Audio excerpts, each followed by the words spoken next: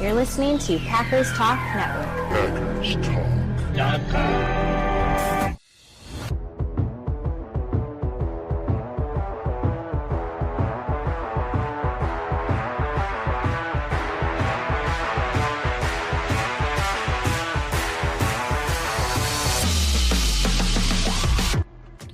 Welcome to the Packers Weekly Podcast, part of PackersTalk.com network. I'm your host, Miles Teddick, joined by your co-host, Tim Hamilton. We are diehard Packers fans, just love talking about the Pack. We're not getting into all the national sports, media distractions, and nonsense. We're diving into the top topics around the Pack every week, breaking down games during the season, and sorting through all the drafts and drama and rumors of the offseason. If y'all want to support the podcast, please spike that like button for us. Most importantly, jump on over to YouTube, type in Packers Talk Network, and hit that subscribe button. We really would greatly appreciate it. I know when we say that, it's easy to ignore it, but I really want to encourage you. Go do that right now. If you haven't done it, hit that subscribe button. Doesn't cost you any money, but it does support us a whole lot. Keeps us talking Pack with y'all every Monday night at 9:30 p.m. Central, streaming live. And this week we have... Man, we got to get through it. We got to get through it. We got an ugly loss to talk about. You got a preseason game at the end of December here coming up, or I guess I don't even know what the date is. It's in January. We're not even in December. Yeah, we're at the end of December. The game will be in January. Yeah. The game will be in January. Right. So every day's the same. I think the days get mixed up with these holidays. But anyway, yeah. So we gotta.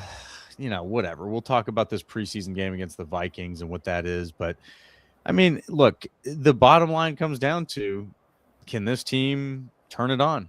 And that's a big old fat question, So we'll try to answer that. And, there's a lot of blame to sling. So I think I'd like to maybe at least try to reframe the blame. Not so much around individuals, but maybe around concepts, So we'll see. We'll see what we got to do here. But first, let's take care of some business, because we are once again sponsored by Wisconsin's own Ticket King. For over 30 years, Ticket King has been providing Packers tickets to Packers fans, as well as Bucks tickets, Brewers tickets, all them tickets, concert tickets, all that stuff. You can find them on the web at theticketking.com or visit their locations in Green Bay and Milwaukee. Remember, always support those local businesses, Wisconsin and otherwise. Tim, how you doing, man? How you managing this ugly stretch of Packers football right now? Wow. It's been tough. The Ravens just absolutely steamrolled our defense. Yeah, I'm not feeling good. I don't have much positivity for you tonight. I'm trying to look at, some things, and maybe there's slivers of hope, and they get to the playoffs and they get the right matchup, and who knows what can happen. Yeah, no, you never know. Teams come out of nowhere and make a run, but I just don't see it. I feel like the beginning of the end was when Micah Parsons blew out his knee.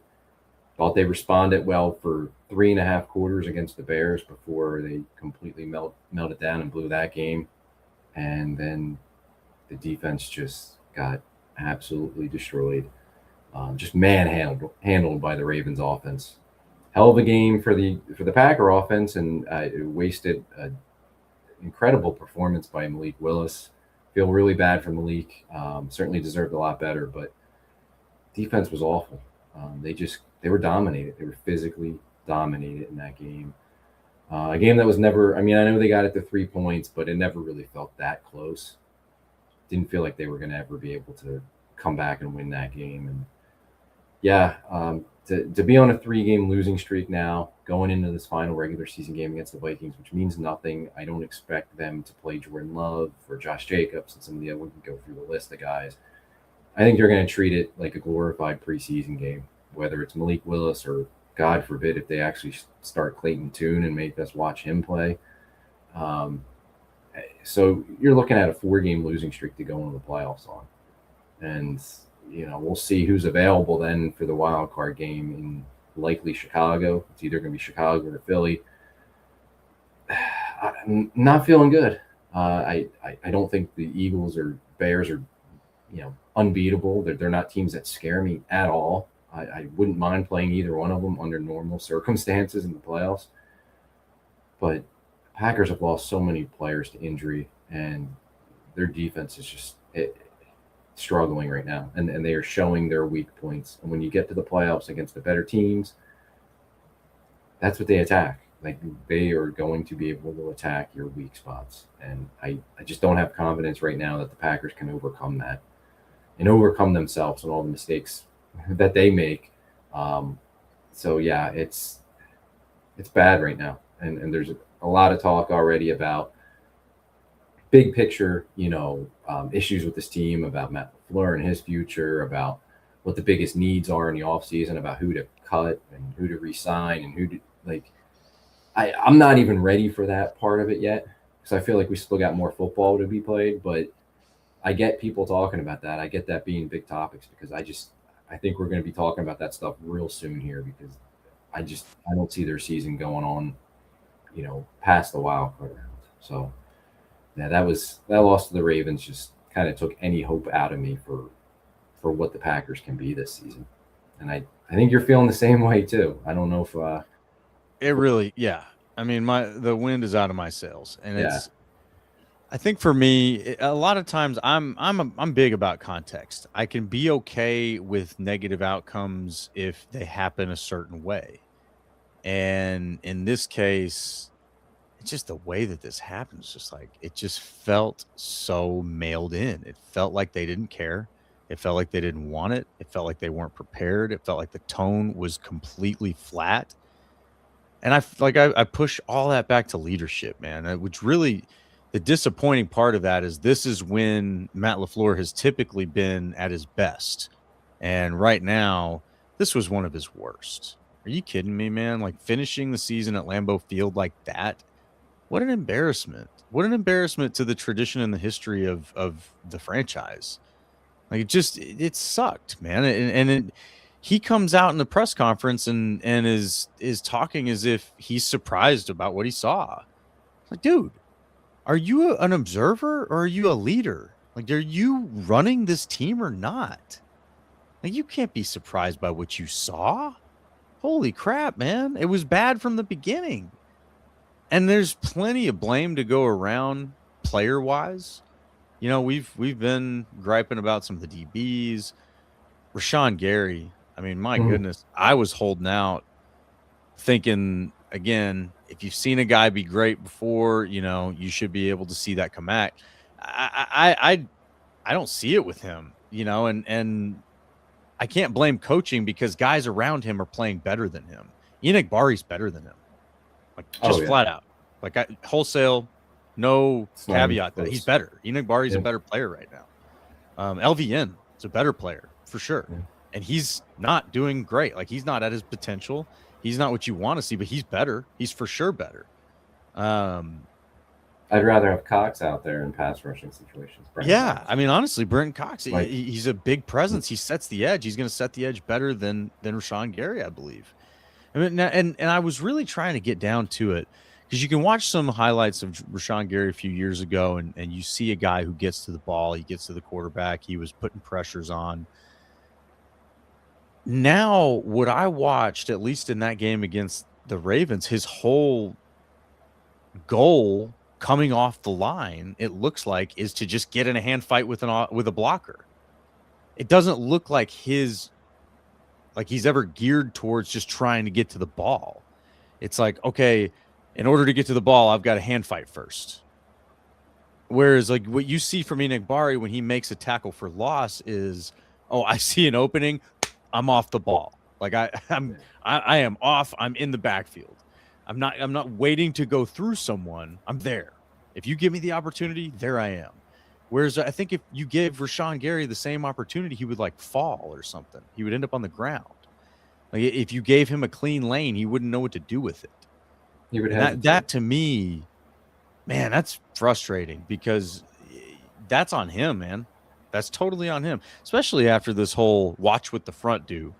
Like, dude, come on, dude. Like, come on. And I thought he was playing decent in the early part of the year. Like, he was getting a lot of cleanup sacks from Parsons or from White or whatever. But I still thought he was effective, and that's a role. Right? If you're doing it, great.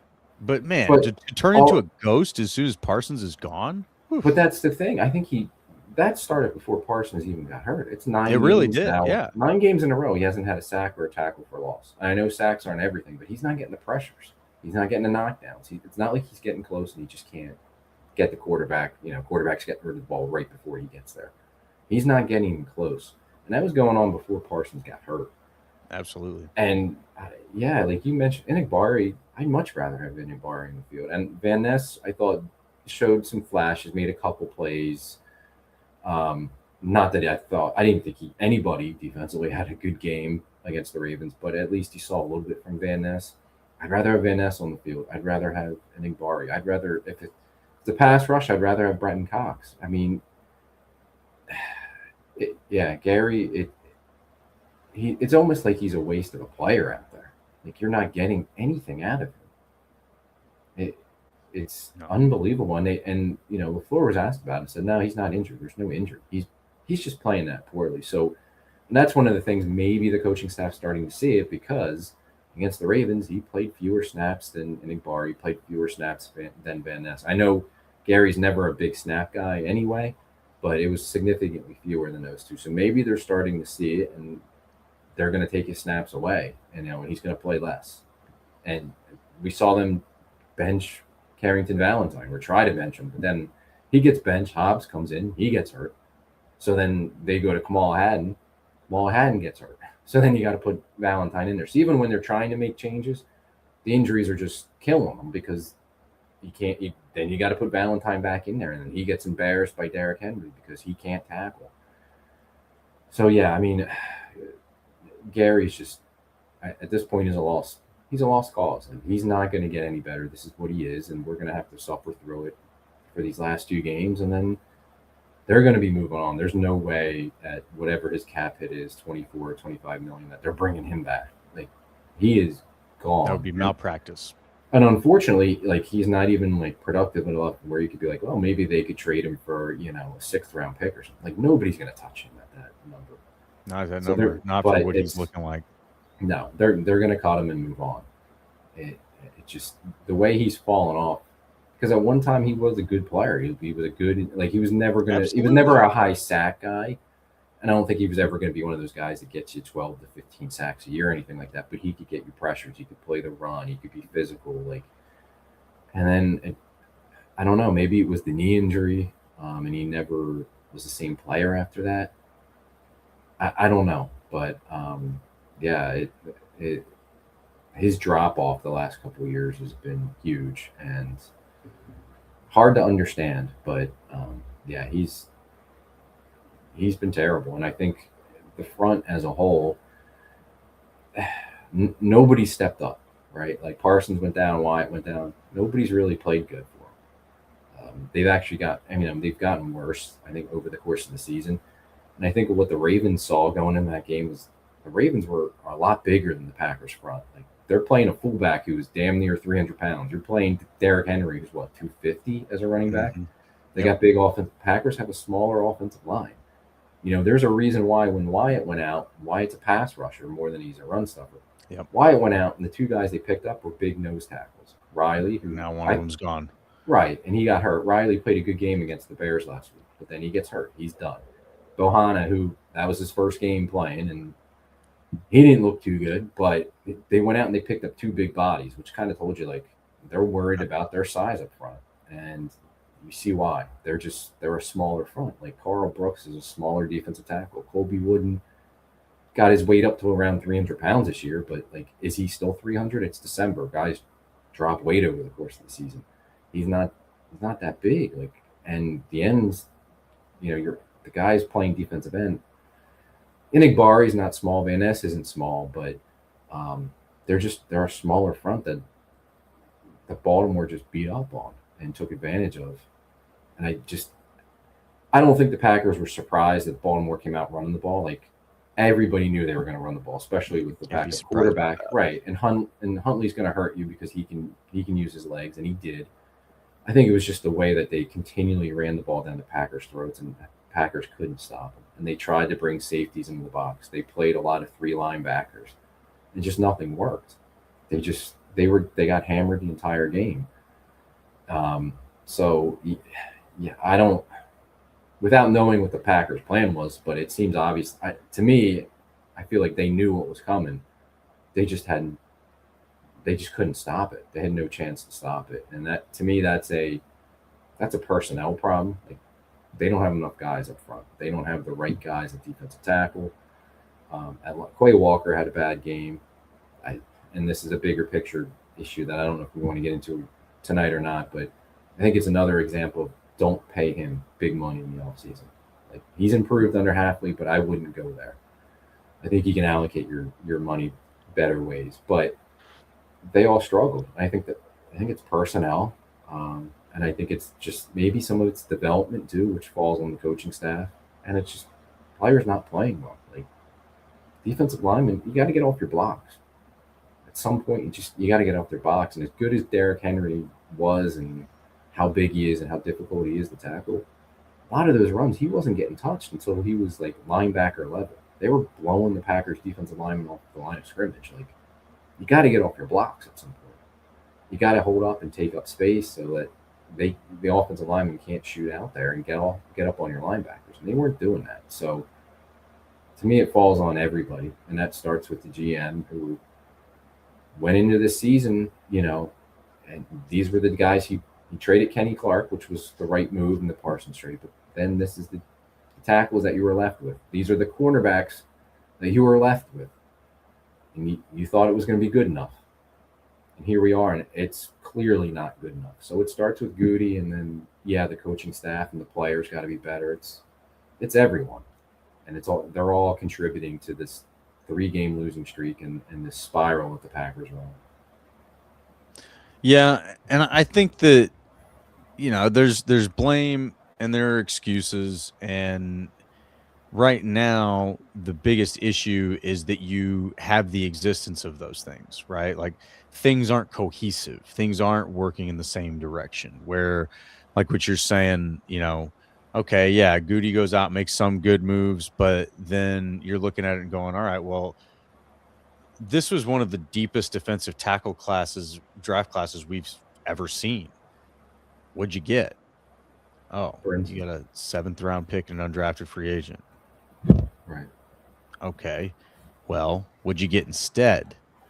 A receiver you're not using, offensive lineman that has been hit or miss. Like like you're looking at this going, buddy, like the issues you're having. Now, I won't beat him up over corner because this was a tough corner draft class.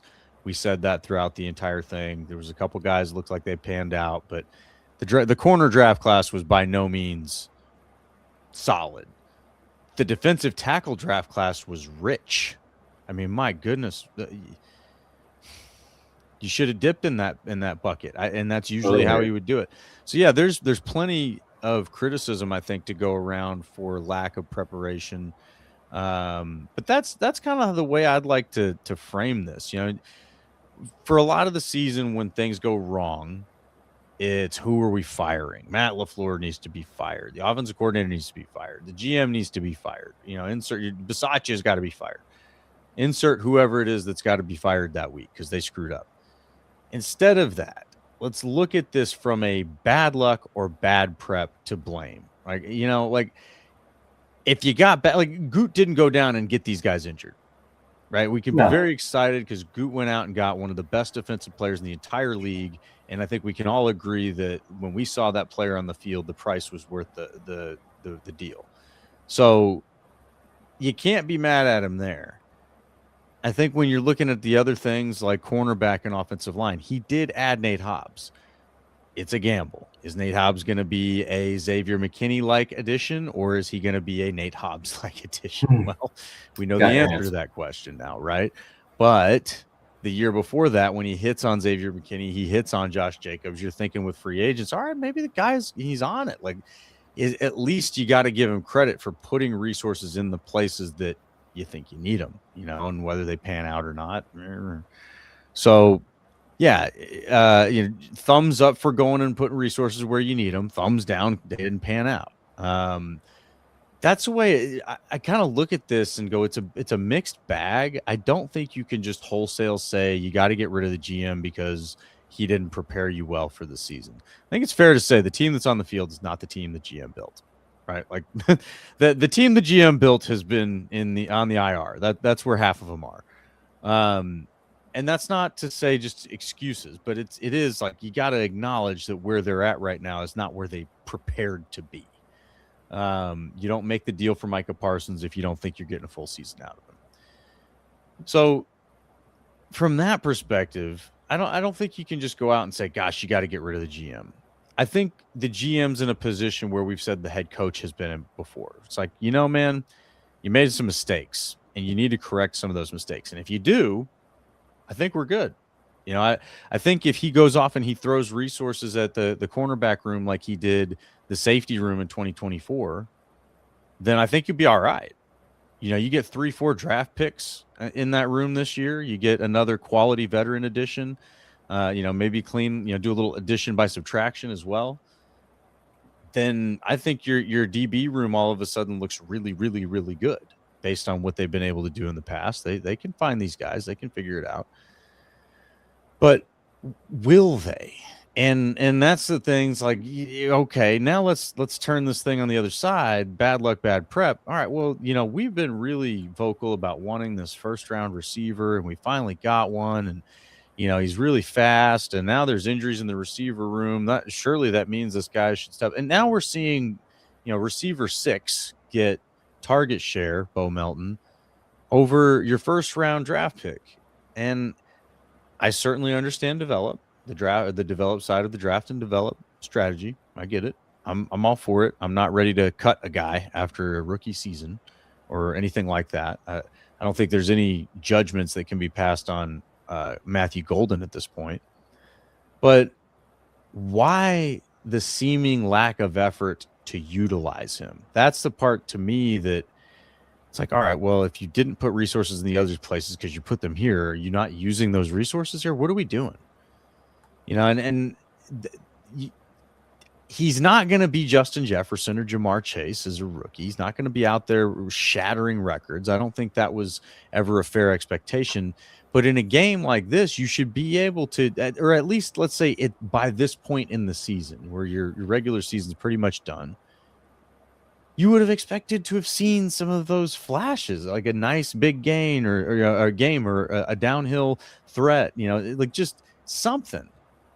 And he's on ice over there. And it feels like Aaron Jones at the end of McCarthy's tenure right now. I don't understand it. Now, maybe in practice, he just looks like a bum. That would be really surprising to me because we've actually seen the inverse of that he's not a bum. So it's stuff like that makes me, all right, well, the GM tried to allocate resources, and now you got to wonder if those resources are being used correctly by the coaching staff and everybody else.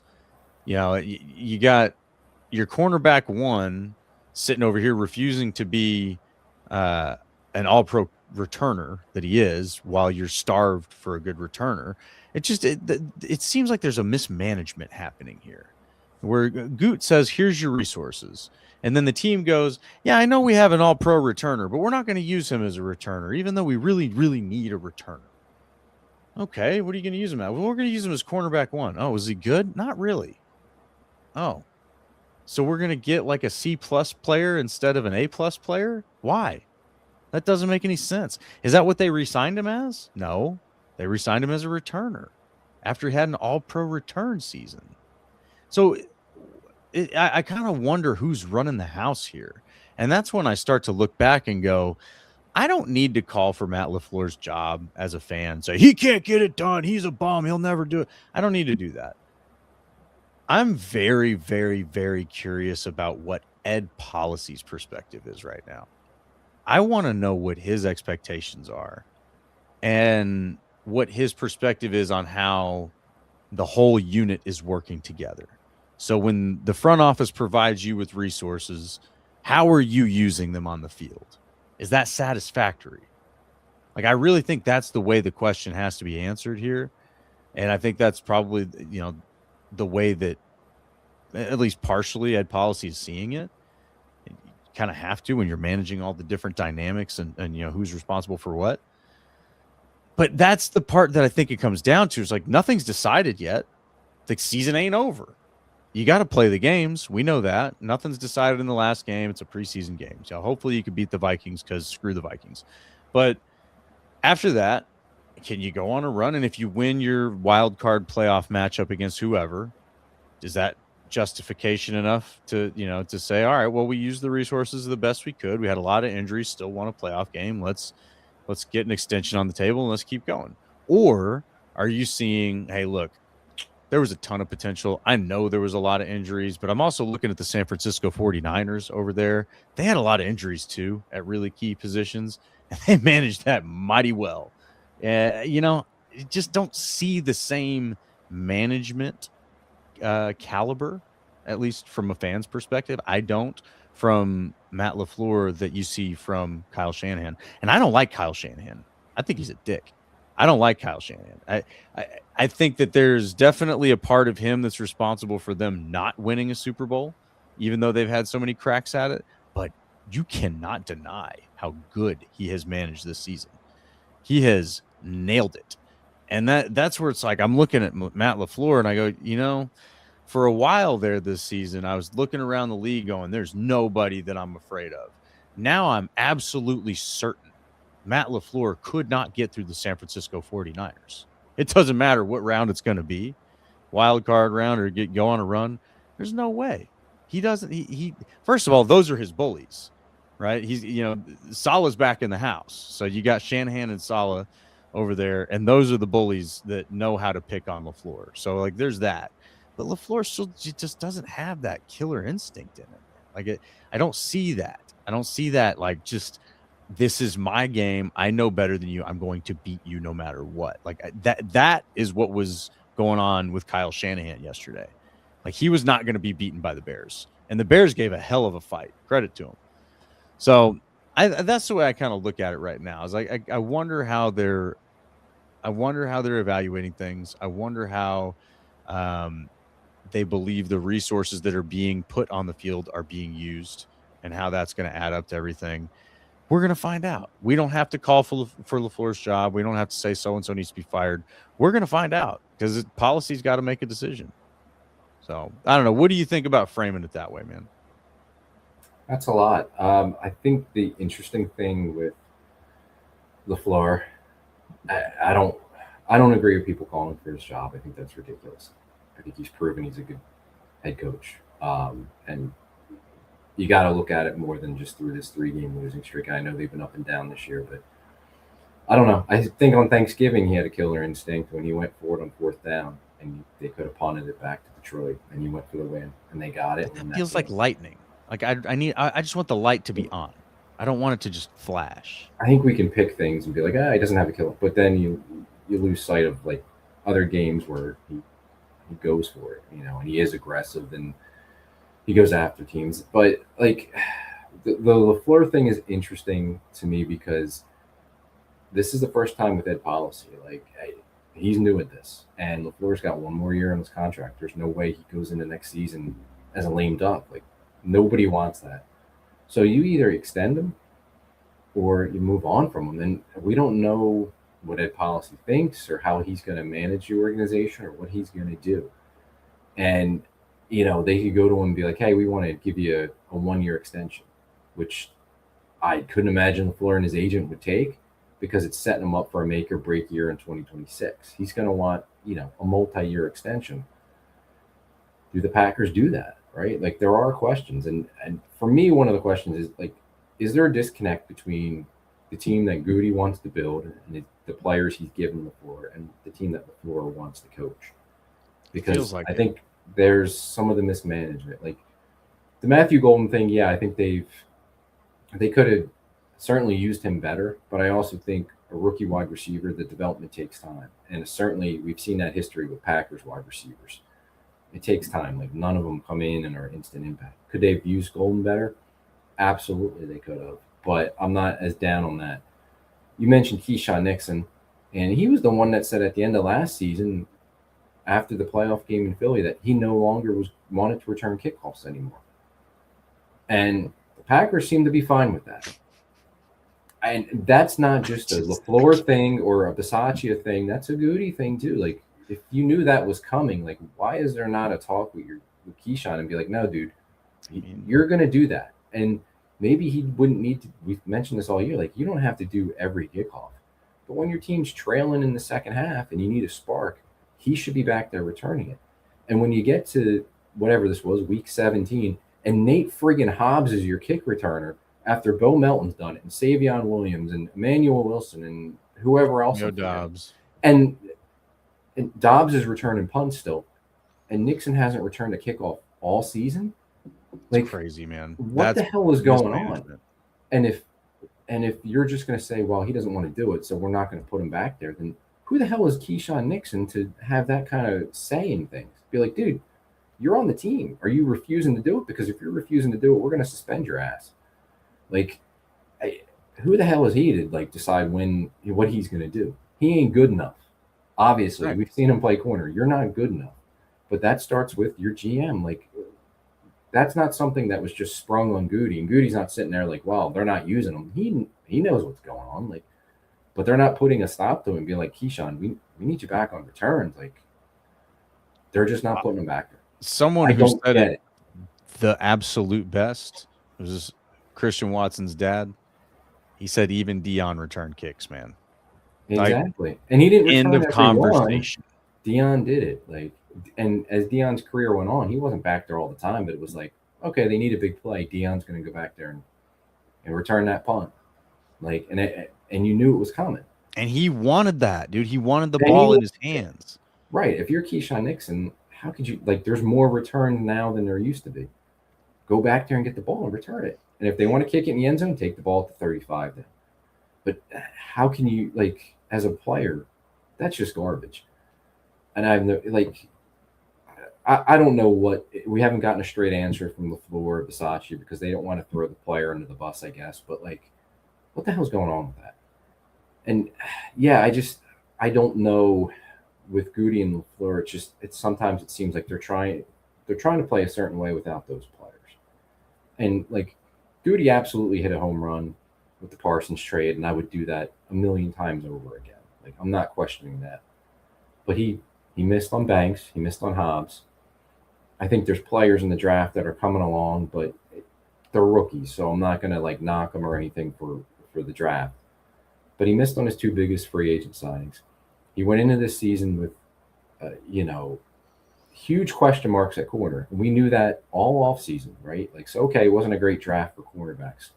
He still could have found one there. He could have signed a veteran at some point. I mean, they did in Hobbs, but they thought Hobbs could play outside, even though he'd been primarily a nickel. Like, so what did you see there that you missed on so badly where he can't play outside as a quarterback? He stunk doing it. And then you still go into the season through training camp. Hobbs coming off an injury, got hurt in training camp, and you're going to go into the season with Bo Melton as a quarterback, like, on your depth chart. And then, like, basically nothing behind him. And Bo Melton hasn't played a snap of cornerback all year. You've been rolling with Nixon and Valentine. Like, at some point, you got to help your team. And you trade Kenny Clark, and you're going to go with, Colby Wooden. Colby Wooden's got to have a bigger role. And Carl Brooks is going to have a bigger role. And you're going to hope that Devontae Wyatt can stay healthy. And he didn't. And you're going to carry Nazir Stackhouse, an undrafted free agent, like a guy you didn't invest anything in really, but you have to have him on your roster all year while, your cornerback room's gone to shit and you could use a lot better play at defensive tackle. There's other positions that were hit hard by injury, but you got to carry Nazir Stackhouse all year to do what? To be a guy that has played a handful of snaps and most weeks is inactive. They're picking up guys off the waiver wire and they're playing before Nazir Stackhouse, who's been on your roster all year. So it's like Goody's always building the team for, like, the future and draft and develop. And we're like, but I think, and this goes back to Ted Thompson too. This was a big Ted Thompson thing. Like, you forget about the team that's in front of you and helping the team that you have now. And I think that causes your team to suffer when you have injuries. Now, any team, you have this many injuries, your teams just can't survive that kind of depth. But you bring up a team like the 49ers. They lost Bosa and Fred Warner for most of this season. Their quarterback's been hurt. Kittle's been hurt. Trent Williams has been hurt. Their receivers have been hurt. And they're going to be playing for the number 1 seed in the conference next week. Like, and their defense isn't very good, but they're able to find ways to win games. Why is that? And why can't this team lift themselves up? I don't know. I mean, at this point, they're so decimated by injury, and that's a huge part of it. But it seems like it's been a roller coaster ride with the coaching staff, with the floor, and they were good. Then they went through the struggles. Then they got good again.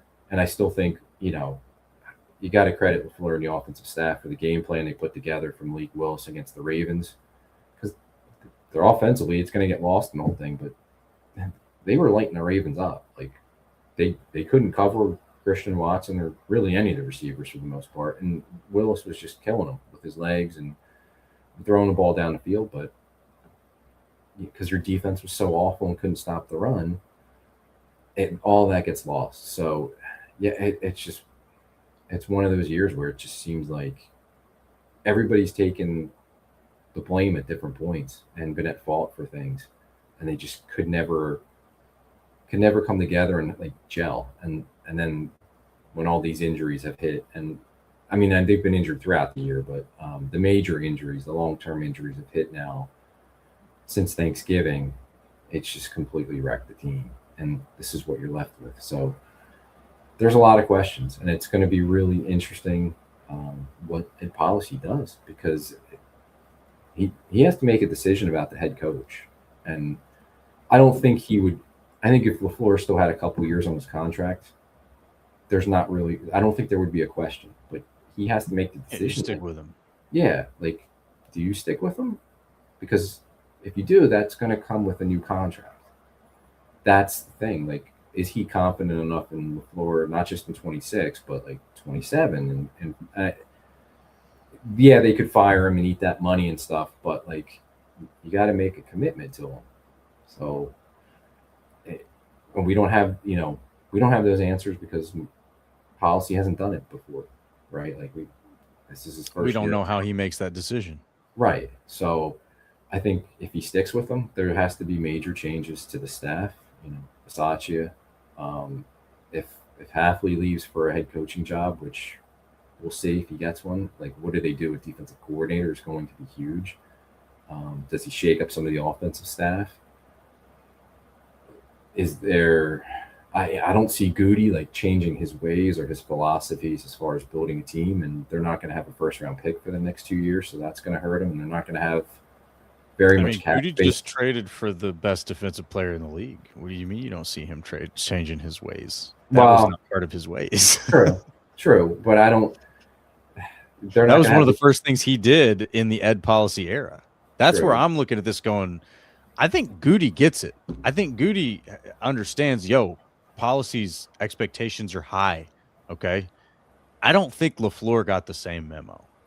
And I don't know how much LaFleur and Goody are on the same page, but one acted differently this season than he has in the past, and the other did not. Maybe. I don't know. I don't know if the Ed Policy thing affected. I don't know. That's who your boss is. That affects something. Your boss changed. It affects them, but like, I don't blame that on, or like LaFleur not reacting to that. Like, it's just more of an observation. It doesn't mean anything. And I get, like, Goody went out and got Parsons, which all the credit for that move, and it was a tremendous move. But I just always feel like this team and this roster, they're always a year or two late for certain positions, right? Like, they let it get to a point where you're standing there like, all right, we're out of cornerbacks now because of injuries, and the guys we're playing stink, and our defensive tackles aren't good enough because of, they lost Wyatt. We traded Kenny Clark, and we got to play these guys, and we're picking guys up off the street. Like, so now in the offseason, we'll fix that. Well, why weren't you looking ahead and seeing what your roster was shaping up to be before that and trying to improve it? Why, like, the issues on the offensive line, we're going to move Elton Jenkins to center. And you did that, and he was a worse player, and then he got hurt. And there's just, I don't know.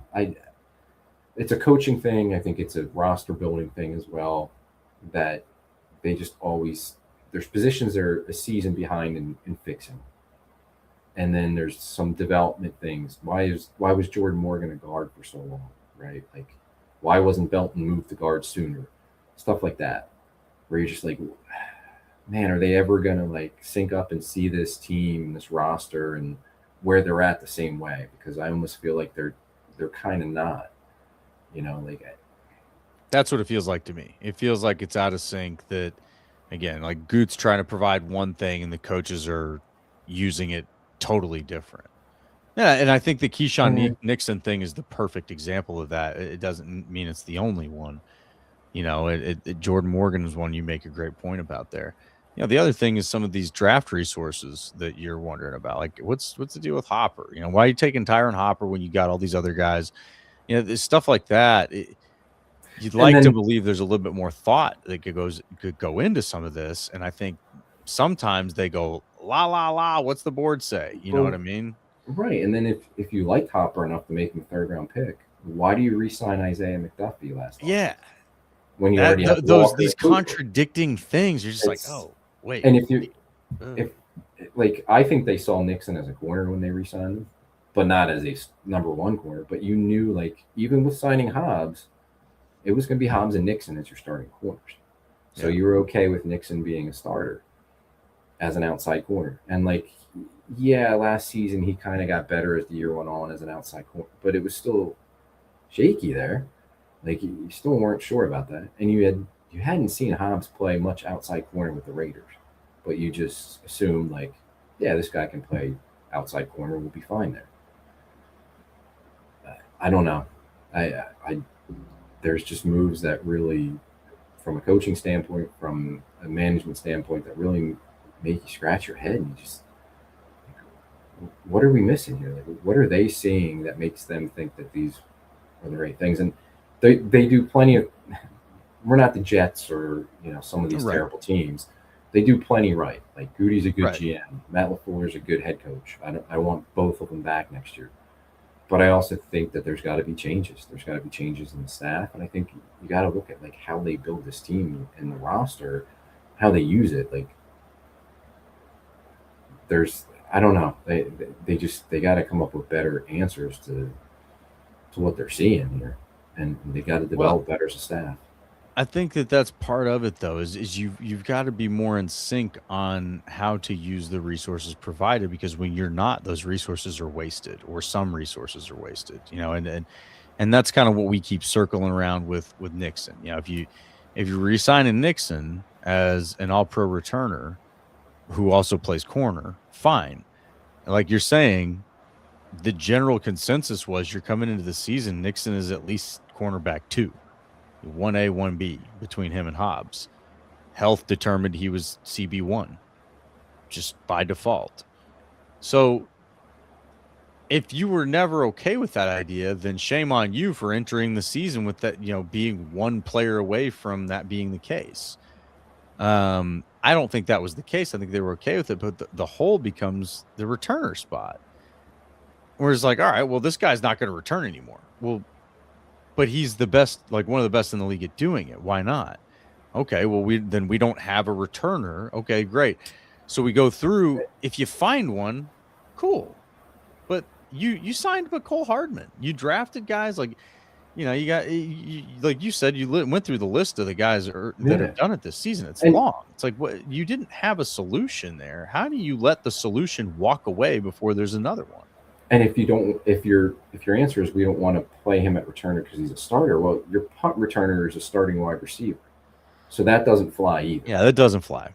So don't, like, why? That's the part where it seems disjointed. It seems very disjointed, and maybe even more than 2 ways, right? So you might have Goody and LaFleur seeing eye to eye on certain things, and then all of a sudden Bisaccia has got a difference in opinion. So it's like, I'm okay with Keyshawn Nixon not being a returner, but Goot's not, or but LaFleur's not. Like, okay, well, you're the special teams coordinator. I guess you can just say that you're okay with that, but that's where you would like cohesion, right? If Goot's going to provide, if the front office is going to provide resources, you would like cohesion in how those resources are used, or like some thought in it. And it definitely seems like they're missing on that. It really, really does. And when it hits, it works, right? You've seen, certain things go right. Obviously, Jordan Love is a good one to point at. When they fixed the safety room, good one to point at. And our friend Chris the Casual Inn, he noted Goot was at least a year late replacing the safeties too, if you recall. And I do, right? I do. So yeah, I mean, it's hit. They haven't been a total failure. I mean, obviously you've been in the playoffs. You've got some good memories here already with a great win in 23. And there've been some good Thanksgiving games. You went what? I think it's been 4-1 so far in the NFC North this year. It's not a failure of a season, but I think the way, an honest person assesses this current state of the team, no, I mean, you don't have the Super Bowl aspirations that you did a few months ago. I think it just watching the defense play against the Ravens that way, it's just not good, man. That's not how you win championships, and it's a lot of fun. We're having some fun with talking about how much is this season like 2010. Right. There's some fun comparisons and things coming out. And now we're looking, it's like, well, the Bears are going to be the NFC North Division champs, and the Eagles we might see in the first round. Like there's just all these comparisons, right? And the difference is that defense was legit. This defense in a current state is not. And that's I think, the biggest things. That defense had its leaders intact. You had Charles Woodson, you had Clay Matthews, among other guys. They were there for that run. Yeah, Nick Barnett was on IR, and a couple other guys were on IR, but the defense was intact and they were good. Tremont Williams, Sam Shields, like they were good, man. This defense is not that. This defense is much more like the 2016 defense, right? You stumbled your way into the NFC Championship game. You don't belong there, and you're going to have, the most pedestrian dude covering a hopeless receiver one matchup like that. Like that's what's going to happen, and it's just okay. It's not like 2010, and that's a bigger, like the defense. There were guys stepping up. Sam Shields, like you meant, like he stepped up. Tron and Desmond Bishop and Charlie Pepper, safety. Like those guys are stepping. There's nobody stepping up on this defense right now. And that team, 2010, they won their last 2 regular season games to get into the postseason. They had a kind of momentum. They were starting to figure out how they needed to play to win in the playoffs because they had to essentially play playoff games at the end of the regular season. Right. This team's stumbling on a 3-game, about to be a 4-game losing streak, potentially going in there, and they're losing guys left and right.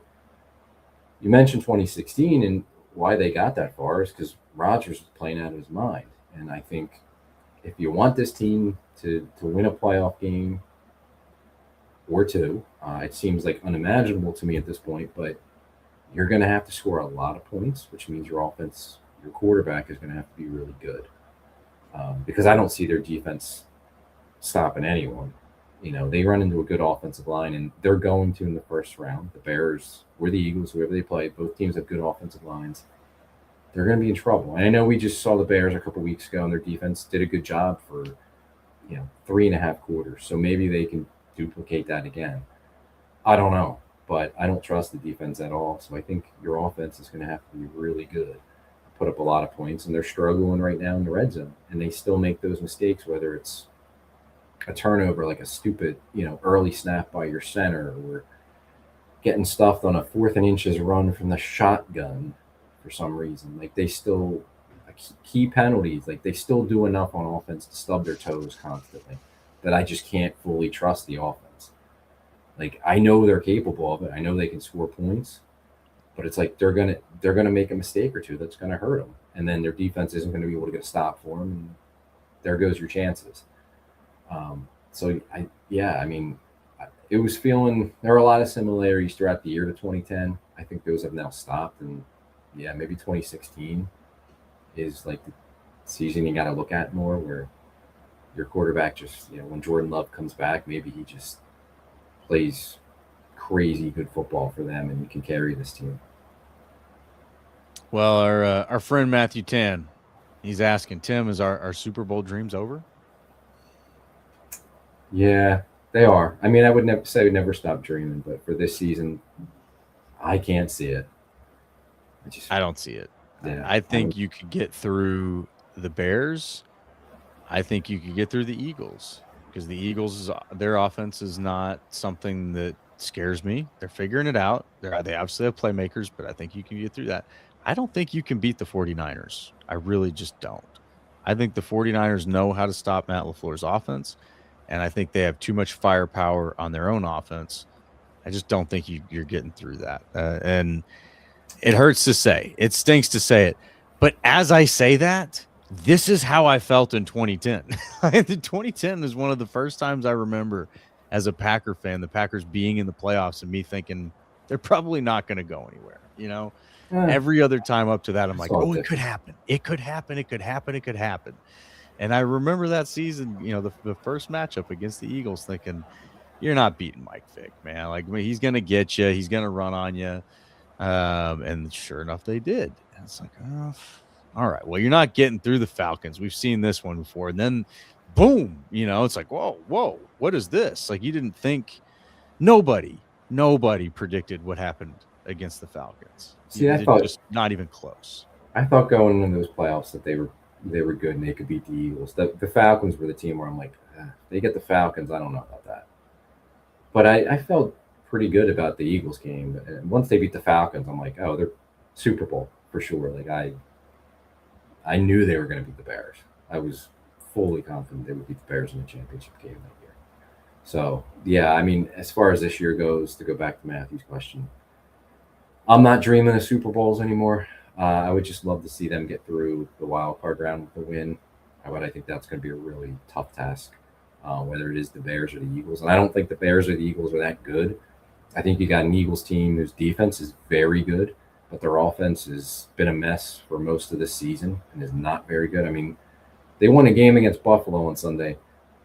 They didn't even complete a pass in the second half. And I think that's the second time they've done it this year where they've won without completing a pass in the second half. I think they had 7 yards of offense in the second half or something like that. That's crazy, man. But they won the game.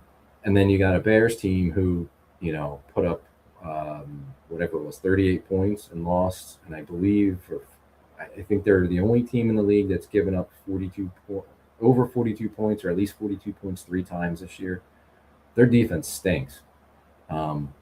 Really stinks unless they're getting a turnover or 2. But I don't think our defense can really. We stopped their offense before, but I don't know. I don't like our chances again against the Bears offense. You know, not that we're going to give up 40 points, but I think they're a little too balanced right now for the Packers to stop. So yeah, forget about Super Bowl. Just hope they can win that wild card round. But that's going to be a tough game, whoever they get, whether it's the Eagles or the Bears. Yeah, it will be a tough game. No doubt about that. Yeah, our friend our Showers jumping in with us now said, sad the consolation prize this year is beating the Bears to end their season. It is pretty pathetic, really. Hey, man, that is a nice consolation prize. Anytime we can end the Bears season, I'll take that. It's a sweet little treat. But yes, for a season that held as much promise as this one did, it's tough to sit here in this. It really is. It's tough to sit in this and go, ugh. Like, we don't even care about the last game of the season being against the Vikings. You know, like, there's just no reason to care about it except for the fact that it's the Vikings. And obviously we care about an NFC North game, but that can't be good for the NFL to have a worthless division game the last week of the season. I got to believe they got to figure that out. So it's tough. It's tough to sit in this moment and to have that promise, to have seen Micah Parsons playing so well and some of the other high points of the season. It is, but at the same time, it's not the end of all of that. We didn't just trade Micah Parsons for one season. He's a Packer now, right? Like, they're making him part of the plans. And when that guy is part of the plans for the future. It's kind of like the same impact that Aaron Rodgers has on an offense. And I say Aaron Rodgers, not Jordan Love, because we've got a lot of data of Aaron Rodgers being that to an offense, right? Where you make him the staple, he makes people around him better. I think you can find the same thing in Micah Parsons long term, build this defense around him, and you don't need the highest caliber pieces at all the positions.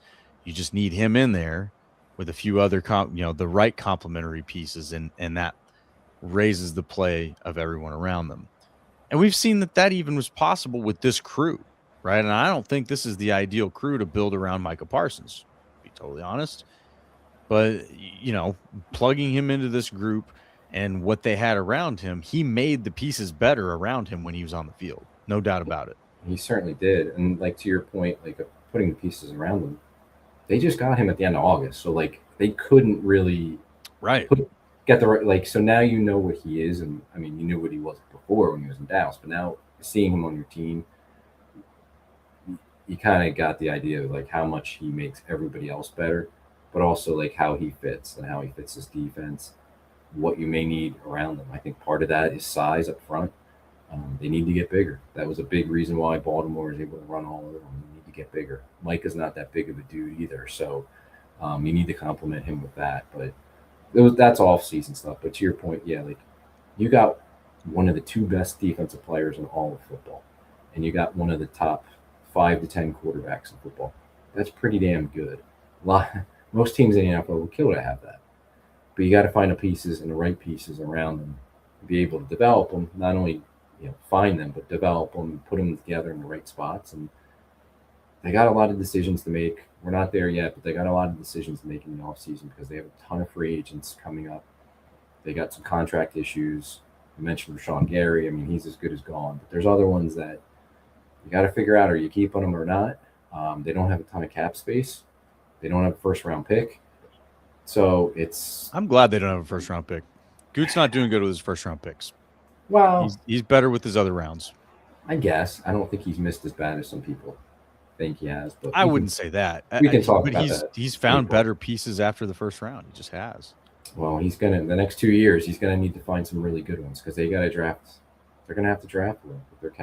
Unfortunately, that's kind of the effects of paying Micah Parsons the biggest contract for a defensive player and paying Jordan Love one of the highest quarterback contracts. Is like you don't have a ton of cap space. So the resources you do have available, which is the rest of your draft picks now, you got to hit on a lot of them.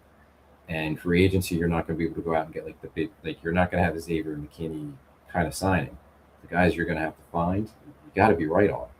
And they're coming off an off season where they weren't right on their free agents. Hopefully that was just a 1-year thing and we can get back to, being, because Goody was really good in free agency up until Banks and Hobbs. Yeah. Nobody's perfect. He's going to have misses. It's unfortunate, that he missed the way he did on those two guys specifically. But, yeah, I don't look at that as like a sign of the times ahead for Good and their success signing free agents. But, yeah, they have to get production out of rookie contracts going forward the next few years. And that's okay because you've already got pieces in place that are good, that will be there, right? You got Edgerrin Cooper, you got Evan Williams, you got Xavier McKinney, you've got Micah Parsons. You're probably going to extend Devontae Wyatt. What happens with Quay Walker, you'll see. But you've got pieces in place that can be those core pieces that you're paying beyond rookie contracts.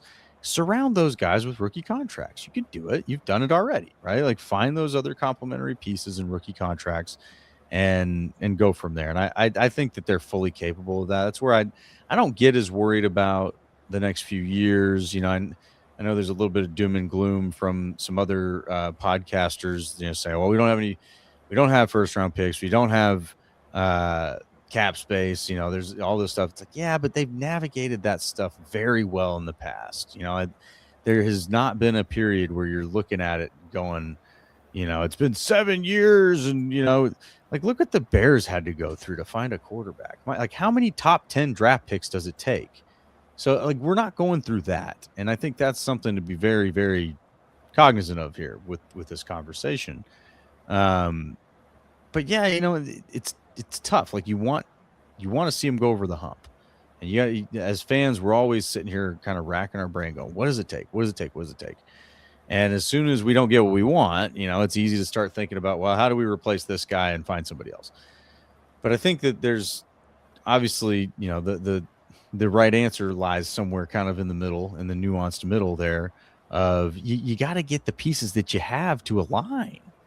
The teams that win the Super Bowl are not the teams that just put together the best roster. I mean, again, look at what the 49ers are doing right now. They've been without their key players through a lot of parts of this season, excuse me, and they're fighting for a 1 seed, and they look like they should be fighting for a 1 seed. So I think that you've got to get the pieces to come together, and how you do that, I think a lot is still to be determined. But to your point that you made a little bit further back there is, you just added Parsons in August. Parsons is a cornerstone piece. That's somebody you do build around, and it seems like they plan to. You haven't had a chance yet. So in a lot of ways, the new era has started now, and you haven't really gotten a chance to get into it yet. So I think you do have to leave room for that, to happen. There's a lot of these decisions that they have to make about cap space where I think that actually gives you an opportunity to accelerate to that future sooner. Keep your cap situation a little bit healthier by moving on from guys like Dobbs, guys like Jenkins, guys like Gary, guys like, some of these veterans that you got to make decisions on, because you don't need a Dobbs when you've got, the room that you have with Watson and Reed and Wicks and Golden. It's like, Dobbs is great. We need to move on from Dobbs. You need to move on from somebody. You don't need that many rooms or that many bodies in the room. So yeah, I think that there's an opportunity in this, and I personally, that's where I like Goot, and that's where I prefer to have him in place over, and I hear you in the comments, guys, he's mid or whatever, get rid of Goot. I just disagree. I think he is much better at navigating the things that you don't have as much visibility to. And like some of the things we're talking about there, he's done very well after the first round in the draft. Again, like we've talked about bringing guys in.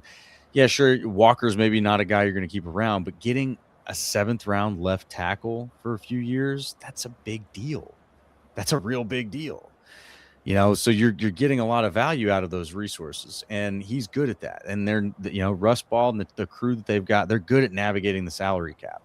So like this is the crew you want in that seat right now. If you got to navigate some turbulence. Now, they're not perfect. Nobody is. But that's where I think you got to look back to the other side of things with the coaches and go, guys, what are you doing with the resources you're being given? And what are the expectations? Maybe Ed Policy needs to lay out some expectations after having watched this season. That could be it too. It's like, look, I don't want to hear that our all-pro returner is not going to be a returner anymore because he thinks he's better at another position that he's average at best at.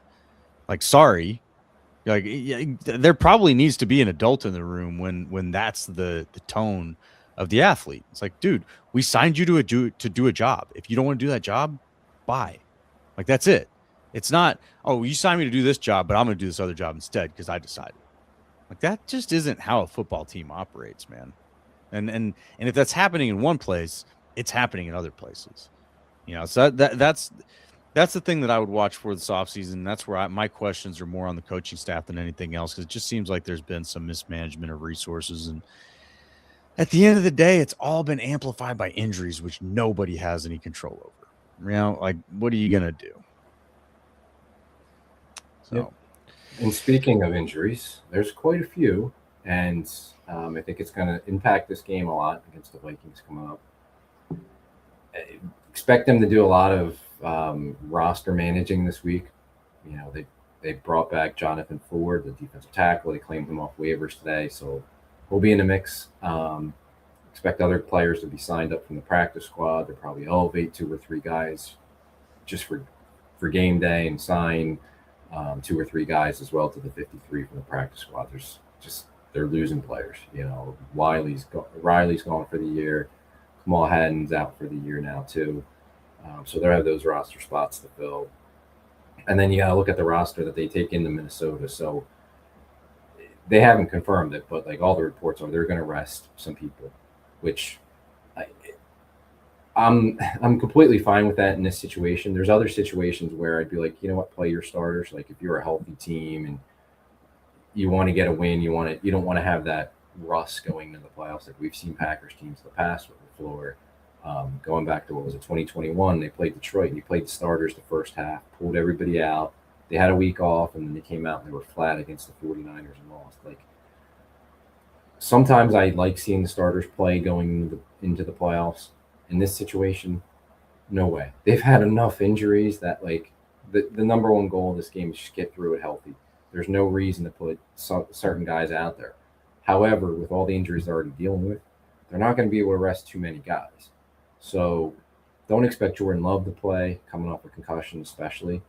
Don't expect Jacobs to play. Zach Tom's not coming back this week. I hope to God that they do not play Christian Watson. He played last year in a game that was pretty meaningless at the end of the regular season and tore his ACL. Let's not put him on the field here. Defensively, maybe McKinney sits, maybe Quay Walker, Adrian Cooper. But they can't go too far with it just because there's so many injuries to deal with right now. They just don't have all the roster spots. So it's going to be interesting to see, how they fill the vacant roster spots this week and who they're going to start at quarterback because Malik Willis has got an injured shoulder that he's been dealing with. If they start Clayton Tune, I mean, this game, it's unwatchable because he can't play. It's a literal preseason game, man. Yeah, it became unwatchable when he entered the game last week. Oh, God. And if he plays, I mean, what's the over-under starting at? 3 interceptions for him? Like, it's just – they might as well just run on every play and get the hell out of there.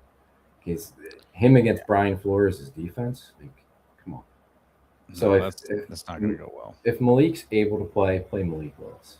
Like, just play him out there. And I'm not saying you got to go crazy. You can still be conservative and like try to protect Malik and try to, get out of this game healthy. But I would play Malik Willis and hope for the best. And I don't care really. Like I want them to win. I want them to beat the Vikings. But like it's to me the primary goal is to get everybody out of there healthy. And if you pick up a win, great. The Vikings are probably going to be starting Brosmer again unless they decide, to play McCarthy, who's got a broken bone in his hand. I can't imagine they're going to play him. But who knows? Brosmer's terrible. I think he threw for 40-some yards against the Lions, and then when they factor in all the sacks he took, they were at like negative passing yards. But they won the game because they got 6 takeaways. They won the game. Got 6 takeaways. I don't know. He's terrible. Maybe Clayton Tune can win the game. Maybe Clayton Tune can win. So if it's Malik Willis in there, I think they got a shot. Protect the football, against the Flores defense. Protect the football, and they can win the game. Because even against our defense, I don't think Brosmer's going to do a whole lot. But it might, who knows who's going to be covering Justin Jefferson? Because maybe Keyshawn Nixon will decide he's not playing this week, or they want to rest him or something. So, yeah, we'll see who's available for the game. But just get through it and get as many guys healthy as you can get for the wild card round. That's how I look at it. Like, if you win, great, but this should all be about getting everybody healthy. Yeah, and I hate losing to the Vikings, but you have to play a playoff game. Like and I hear the sentiment. I hear our showers. Don't you just kind of want it to be over? I've felt that. I've definitely felt that. But you have to play a playoff game. Like you're in it. You are the 7th seed regardless. So you got to play that. You don't want to just go out and mail that in, right? Like you want to play that damn game. You want to try to win the game, and your best chance to win the game is by making sure you got players to put on the field. Well, so yeah, man, like you gotta. I think this week it's a preseason game. We got our friend. I just want to say one thing about like that because I saw ours comment like wanting the season to be over. Like we're guaranteed 2 more Packers games, hopefully more. That's all we got. That's all we got. Like you want the season to be over, we're gonna be sitting here in February and March and May and June being like, I can't wait for football. I can't wait. And you want it to be over. Like I know this season's been a struggle at times. There's been some really good moments too. they're not where we want them to be, obviously, and they're not going to get where we want them to be, most likely. But like, this is your team. Like, you don't want to see them keep playing games. Like, do we want to argue about who they might draft in the third round? Because that's where we're headed towards. That's Like, where we're headed. like, I don't want to get to that point yet. I want to see them keep playing football games. So like, I know it's frustrating, but I don't want this to be over. I don't want to just get through it. Yeah, it's been miserable the last couple of weeks. Fully understand that, and I feel the same way. But like, keep going. Like, no, it's a long time until they play real meaningful football games again. So take everything you can out of it and try to find some joy in it. And it's if it's not going to go the way that we're hoping it goes, we'll talk about it. We'll get through it. We got a whole off season to debate everything. But like, take as many games as you can get. Absolutely. Couldn't agree more, man. That's why we do this, right? So it's why we fan, because we like watching the games. Yeah. And again, like, it's a playoff game. It's not like these are just two exhibition games. One of them is basically, but the other one is a playoff game where anything could happen. And winning a playoff game is fun. So, there is that. Even if you don't win the next one, winning a playoff game is always fun.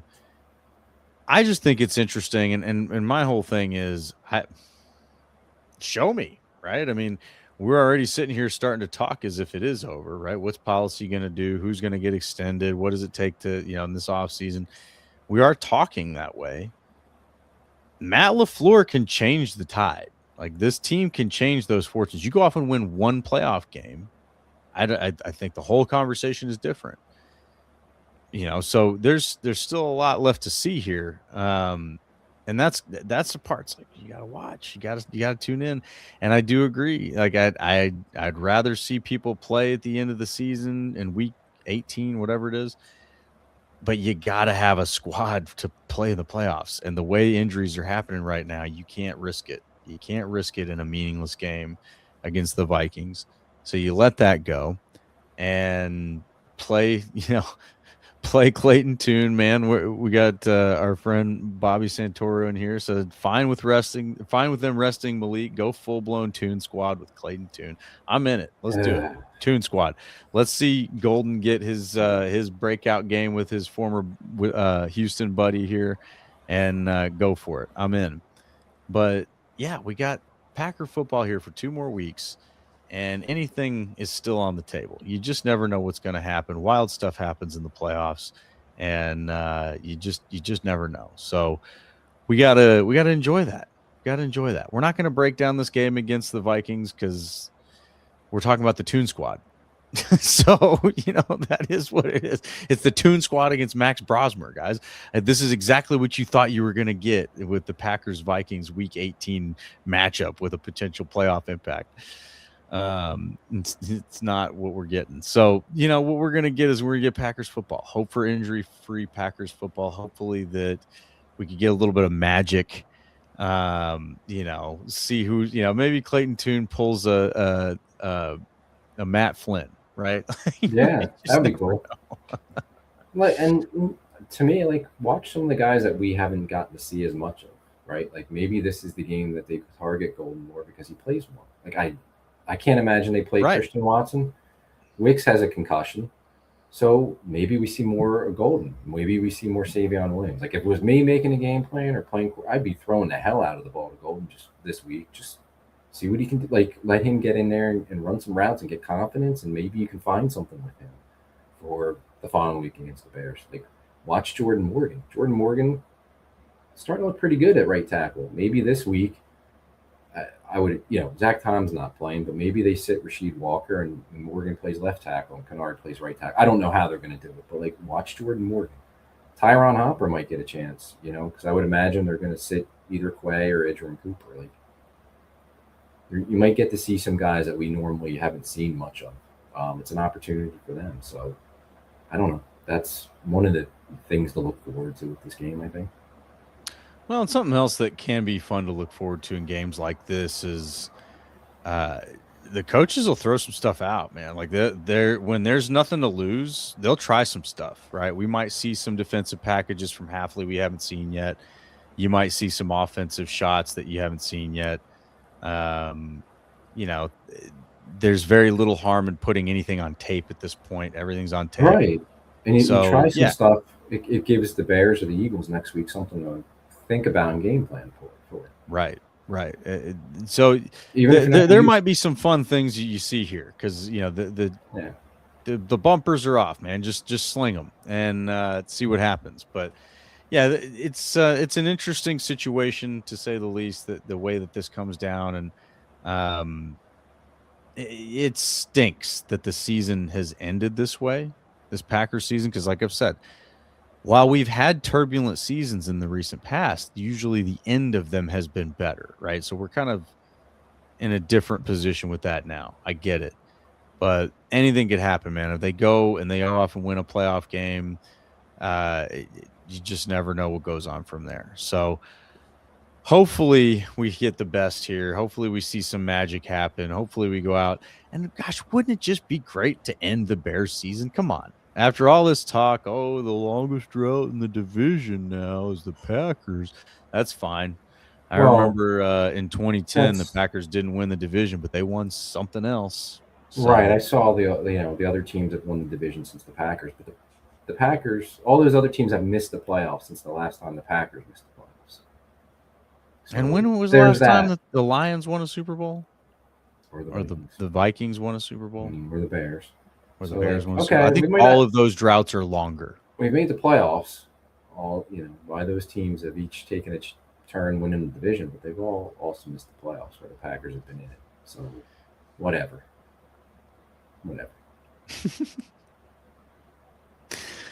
Yeah, we're all right. We're still living rent free in their heads.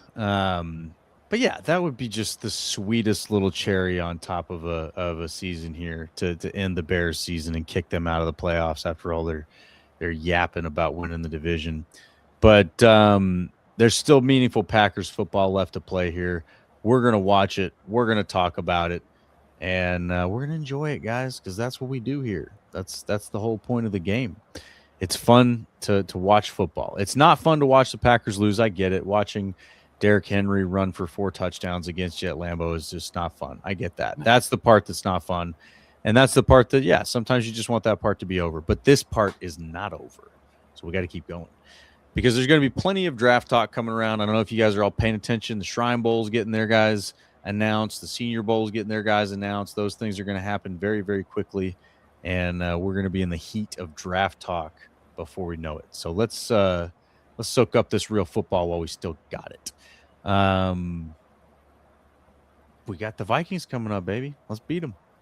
Tim, what do you think is going to happen in this game? I have Give me no a quick idea. prediction, just for the hell. If it's Clayton Tune, oh god, it's going to be ugly for the Packers offense. But it's Max Brosmer. Right. It might just be pure ugliness on both sides of the ball. Yeah. If it's Malik Willis, I think the Packers have a fighting chance, even with resting guys. Maybe it's another game for him to put on tape to, rack up his bank account in the offseason because somebody's going to pay him. That's all I got. Without knowing who the Packers quarterback's going to be, I have no idea what's going to happen. Please get through the game without any key injuries that will affect them next week. And then on to the playoffs. Well, it looks like we got at least one Vikings fan here with us. A.A. Braun says, rest starters because the Vikes defense will be hitting for Harrison Smith's likely last game in purple. Okay, so the Vikings defense is going to be fired up for this game. Is what our man A.A. Braun says. Harrison Smith, you want to send him out the right way? Fair enough. Mad respect. Great career. I don't know, man. I think it's going to be an ugly game. I think it's going to be ugly. I don't know. I don't think it's going to be a blowout. I think it's just going to be bad football. I hate watching bad football. I will say that. But I just think it's going to be ugly football. I can't pick the Vikings to win, so I'm not going to. It's just not in my, I don't have that in my being. But I'm trying to think about, how the Packers will win. Like, what's the most entertaining way for the Packers to win this game? Is it like Clayton Tune thrown for 5 touchdowns? Uh-huh. Is that Clayton, is that the?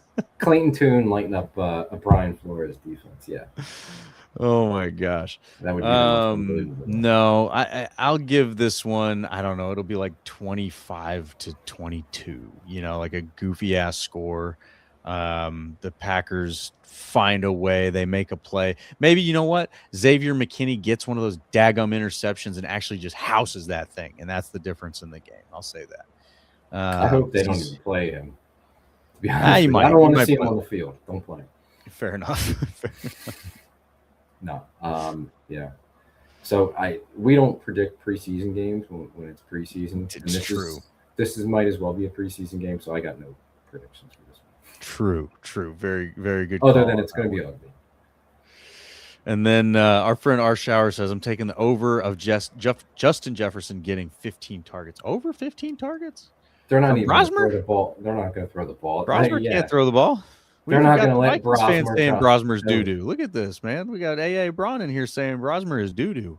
They're not going to let him throw the ball that much. And especially after watching the Packers run defense. It's probably going to be heavy dose there. Oh, they're going to run all over it. Yeah. And they don't want Brosmer attempting that many passes. Get out of here. If Brosmer's throwing over 15 times to Jefferson, we got ourselves a wild game, man. That's going to be crazy. Yeah. Our Showers, you got the wildest prediction, I think. Maybe. All right. And then I know our buddy Matthew Tan says Packers 24, Vikings 21. I dig it, man. Matthew Tan never picking against the Pack. I dig it. Love it. I hope you're right. And so let's look. I think I've talked myself off a ledge a little bit throughout this podcast here. We got to enjoy the football that we have left in front of us. And, anything could happen. There's a lot of crazy stuff going on. Packers still have great players on their team. Not everybody's healthy, but it's not like they've just been getting laughed off the field here. They've been competing. I think I'm talking myself into looking forward to beating the Bears whenever that may be. We're going to beat the Bears one more time. Let's make that the goal. If we're not going to win a Super Bowl, let's just beat the Bears one more time. But Tim, any final thoughts about this game? Just get through it healthy. That's all I care. Get through it healthy. Get through it healthy, and then we can talk that about in bold. The wild card. Right. Then we can talk about the wild card. Stay healthy. And if y'all are still hanging with us, man, jump on over and subscribe to the Packers Talk Network YouTube channel. Please help us out. It's great support for us. Only takes you a second. Love it when you guys are hanging with us this late in the comments on a Monday evening here as we close this one out. Talking about the beat down against Baltimore, that just it hurt, but we had talked through it and we're good. We're moving along here, and I think that the Packers are doing the same thing. So let's finish this season on a high note. Somehow beat a weird Vikings team. Who knows what the heck's going to happen here, and get a playoff win. And Packers fans, let's enjoy it. There's a lot to talk about. You could be a Bears fan, you could be a Vikings fan, you could be a Lions fan. We're sending the Lions fans back home, right? They got to see the light for a second. Now they're going home. That window closed real fast for the Lions. Yeah, it did. That really did. And you know what? I didn't even realize, goodness, Matthew Tan, thank you for the reminder, sir. Happy New Year to everyone. The last podcast of the 2025 year. Tim, it's wild, man. We started this thing in 2023, and now we are closing the final episode of 2025 here with 2026 on the horizon. Who knows? There could be a Super Bowl for us in 2026. You just never know. You never know. You never know. That's why they play the games. That's why they play the games. I hope everybody's had a wonderful 2025. I hope 2026 is the best one you've had yet, because the Packers are going to win a Super Bowl in that one. We'll see. Who knows? But certainly have a happy, safe, enjoyable New Year, New Year's Eve, all that stuff. Don't blow your hand off with any fireworks. Don't drink too much, all that good stuff. Drink a little bit, not too much. I know who we're talking to here, all you Wisconsinites. I've been there. I've seen it. You don't have to tell them to drink. No, that's why I said there's a little bit, not too much. I know what those people are up to up there in that state on New Year's Eve. There's only a few things you can do, and they're very good at all of them. But yes, so enjoy what we got left in front of us, Packers fans. And you know what? When it is all said and done, head on into the offseason with us because we're going to have some fun. We're going to be here through every week of the offseason, Monday nights at 9:30, talking pack. There's always something. We think the offseasons are going to be boring, and then there's always something. There's always something going on. So there's going to be something to talk about. We're going to be here to talk about it with you. So come hang out with us, guys. If you have some fun with us, tell your friends about the Pack Weekly Pod. Tell them to come hang out with us as well. And, of course, as always, go, Pack, go.